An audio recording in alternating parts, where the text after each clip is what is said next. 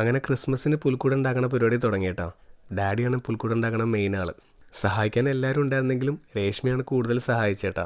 രേഷ്മയ്ക്ക് ഇതൊക്കെ ഭയങ്കര ഇൻട്രസ്റ്റ് ഉള്ള കാര്യമാണ്. അങ്ങനെ ഞങ്ങൾ പാട്ടൊക്കെ വെച്ച് നൈസായിട്ട് പുൽക്കൂട് സെറ്റ് ചെയ്യാൻ തുടങ്ങിയേട്ടാ. ഞങ്ങൾ എല്ലാ കൊല്ലവും ഡിസംബർ 24 വൈകിട്ടാണ് പുൽക്കൂടിൻ്റെ പരിപാടിയൊക്കെ തുടങ്ങണേട്ടാ. പുൽക്കൂട് കഴിഞ്ഞ വർഷം മേടിച്ചത് തന്നെയാണ് ഇത്തവണയും വെച്ചേക്കുന്നേട്ടാ. പിന്നെ ഇടയ്ക്ക് വൈനും കേക്കും വന്നു. ക്രിസ്മസിൻ്റെ ടേസ്റ്റ് എന്ന് പറയുന്നത് വൈനും കേക്കും ആണല്ലോ. അങ്ങനെ സ്റ്റാറും ഡെക്കറേഷൻ ഐറ്റംസൊക്കെ ആയിട്ട് ഓരോന്നായിട്ട് സെറ്റ് ചെയ്ത് തുടങ്ങിയിട്ടാ.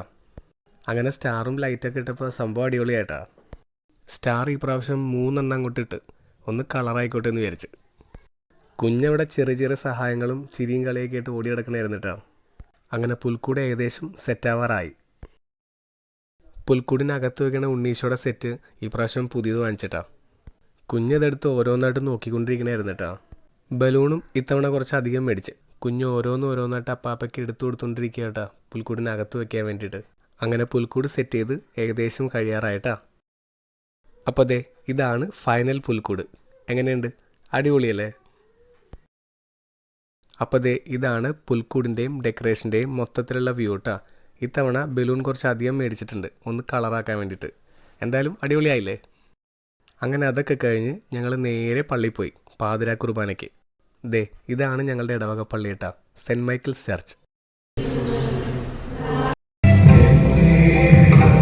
അങ്ങനെ ഞങ്ങൾ പാതിരാ കുർബാനയൊക്കെ കൂടി തിരിച്ച് വീട്ടിൽ പോയി.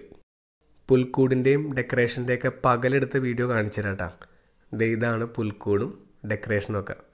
അപ്പോൾ എല്ലാവർക്കും ഹാപ്പി ക്രിസ്മസ്. ടാറ്റാ.